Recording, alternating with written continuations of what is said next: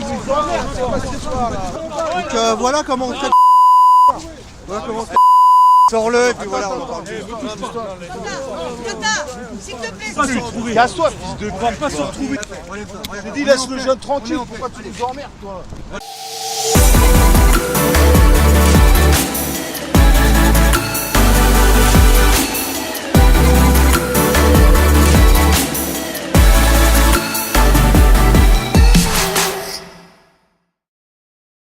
Bonjour.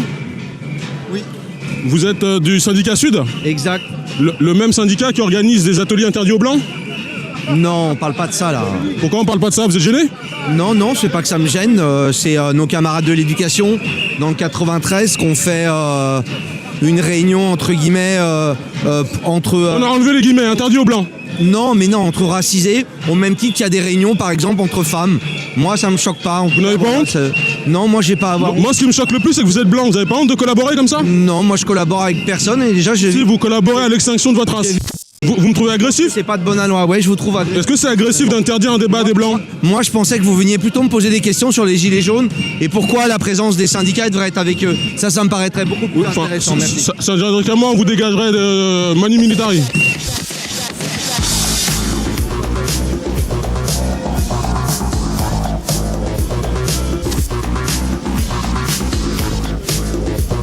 Bonjour, connaissez-vous l'article 50 ? Oui, l'article 50, oui, pour sortir de l'Union Européenne. Maoïste, 100 millions de morts, il en faut encore combien ? Vous savez que les communistes ont collaboré jusqu'à temps que Staline se retourne contre Adolf Hitler. D'ailleurs, Guy Môquet a été arrêté parce qu'il collaborait avec l'Allemagne nazie, il n'a pas été arrêté parce qu'il était communiste. Dans les commentaires, la semaine dernière, j'ai vu des personnes qui t'insultaient, qui te disaient que tu devais être contre l'immigration, que tu devais penser de telle ou telle manière, parce que tu étais noir. Qu'est-ce que tu en penses ? Ça me fait penser un peu à la mini suédoise qui avait dit un Somalien migrant qui viole, c'est moins grave qu'un Suédois, parce que Suédois avait accès à la connaissance. En fait, c'est du racisme de gauche, c'est toi l'immigré, ça fait 30 ans qu'on te protège, on te file des subventions, donc reste à ta place, commence pas à trop à réfléchir politiquement, où sont tes intérêts, t'es un petit nègre, t'appartiens à la gauche, en fait, on est une prise de guerre.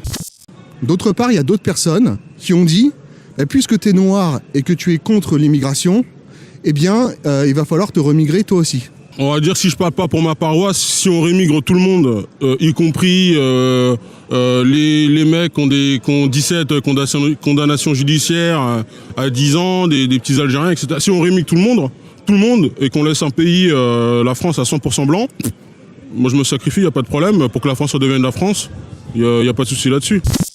Qu'est-ce que tu penses des gens qui te disent « Ouais, la France, c'est la terre des Blancs, et l'Europe, plus largement ».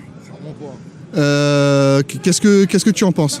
Historiquement, ils ont raison. L'Europe a été façonnée par des Blancs depuis le temps qu'on connaît.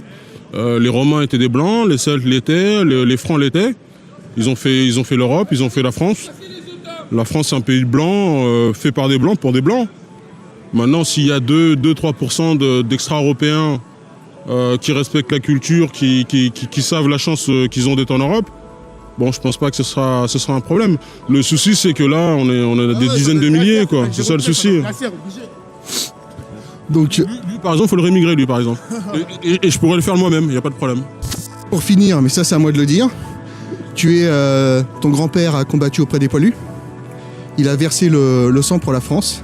Il était gazé, je peux montrer le diplôme militaire, il s'est fait gazer à Ypres en 1916. On te croit, et toi-même, tu as versé ton sang, tu as fait couler le sang pour la France. Donc à tous les rageux, allez tous vous faire enculer. La seule chose qui doit changer, c'est que ça passe vers la religion. Que les gens reprennent conscience qu'on est une âme, qu'on vient de Dieu. C'est tout. Si le mouvement et que la France veut se réveiller, il faut vraiment que ça. Que les gens reprennent conscience qu'on est une âme de Dieu et qu'on se reconnecte. Il n'y a que ça qui compte. La religion, c'est ce qui nous relie.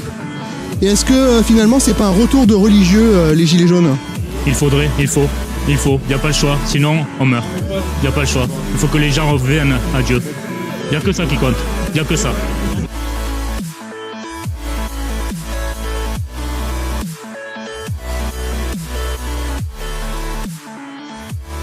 On a voulu diviser le peuple entre patrons et salariés. Et on se rend compte qu'aujourd'hui, on est tous ensemble. Mais ça s'est toujours fait, ça a été toujours le leitmotiv des classes supérieures.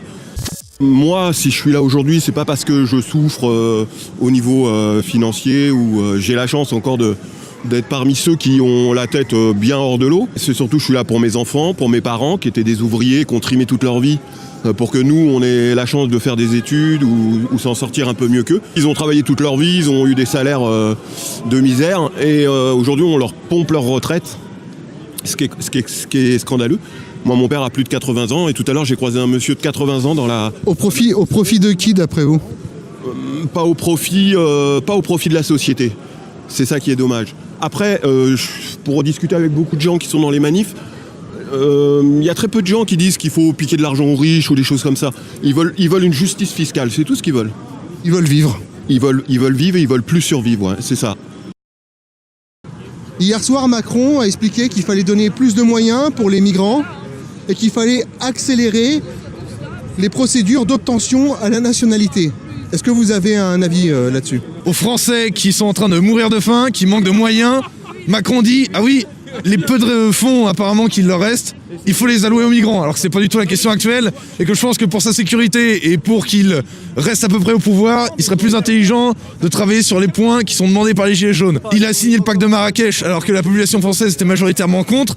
On sait très bien qu'on n'est plus dans une démocratie, au moins c'est bien une chose que les Gilets jaunes ont montré, que la vie populaire on s'en fout. Je pense que Macron essaie juste de faire passer les choses désespérément en se disant que dans le pire des cas il sera défendu par sa propre sécurité. Je lui dirais attention, je pense que l'armée ne sera pas de son côté, la gendarmerie peut-être.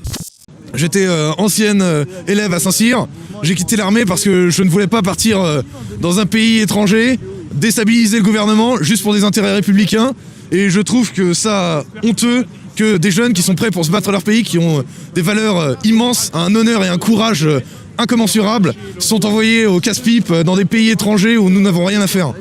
L'église et le temple se sont vidés au profit du centre commercial. Nouveau lieu de culte. Est-ce que d'après vous, on a gagné au change?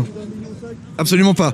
Malheureusement, ce qu'on voit, c'est que la seule mobilisation unificatrice possible, c'est autour du portefeuille. Parce que ça fait au moins 200 ans qu'on nous apprend que l'argent est unificateur de toute chose. L'argent, c'est la valeur ultime. Je suis absolument contre.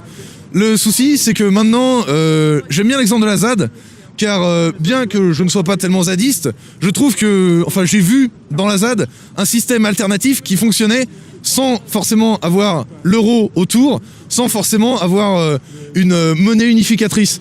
Et on voit finalement que les rapports humains, et l'humain en général, est bien plus important que l'argent. Et je crois que le mouvement des Gilets jaunes, qui a priori, au départ, est parti sur un mouvement pour demander moins de taxes, etc., va plutôt se transmettre à un mouvement humain. Rentrez dans notre mouvement, c'est comme ça qu'on va y arriver. Si vous restez à la maison et sur votre canapé, on n'arrivera à rien. On veut le minimum de 2000 € net par mois et moins 50% sur tous les loyers des citoyens français. Et réveillez-vous, c'est le moment où sinon il va y avoir un acte 11, il sera très très très violent. Voilà, réveillez-vous les Français et vive la France! Depuis le début de la crise, de nombreux policiers se suicident. Qu'en pensez-vous? Il faut vraiment qu'ils nous rejoignent, ils font partie du peuple et c'est des citoyens comme nous. Donc il faut qu'ils comprennent qu'ils soient de notre côté, c'est évident. Mais alors après, effectivement, peut-être qu'ils sont encore... C'est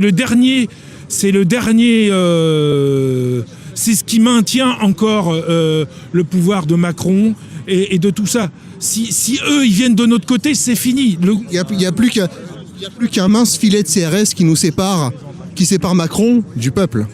C'est ça, je pense. Après vous, on va à la révolution? J'avoue que ça en prend le chemin. Dans ce cas-là, est-ce qu'on va à la guerre civile? J'espère pas. J'espère pas. Arrête, non. J'espère pas, Oh! Casse-toi, fils de... On va pas se retrouver. J'ai dit, laisse le jeune tranquille, pourquoi tu nous emmerdes, toi? Il y a des dissensions énormes au sein du peuple et il peut y avoir des fractures énormes et je le souhaite pas franchement, mais ça peut arriver jusque là. Franchement, honnêtement, maintenant, qui peut savoir réellement dans quoi on est rentré? On devrait tous se rassembler. Et effectivement, et de dire que ce mouvement des Gilets jaunes n'est pas politique, il est éminemment, notre combat est éminemment politique. Il est apartisan, mais il ne devrait pas appartenir à une politique. Et moi, je vais vous dire un truc qui me gêne, et je le dis, je m'en cache pas. Ce que je voudrais pas, c'est que ce mouvement soit encadré par les marxistes et par l'extrême gauche. Voilà. Donc, merci. C'est réel.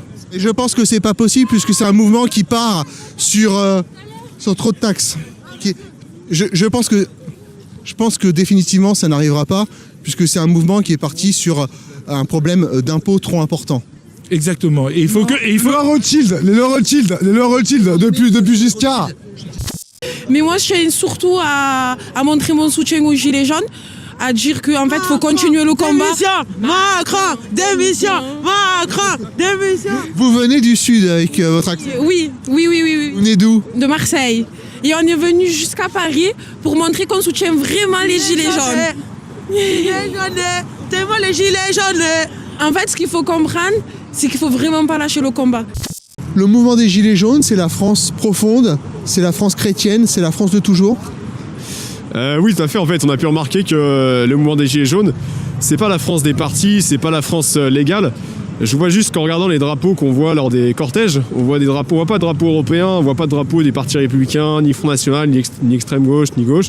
On voit des drapeaux de région, on voit des drapeaux de France, on entend des Marseillaises.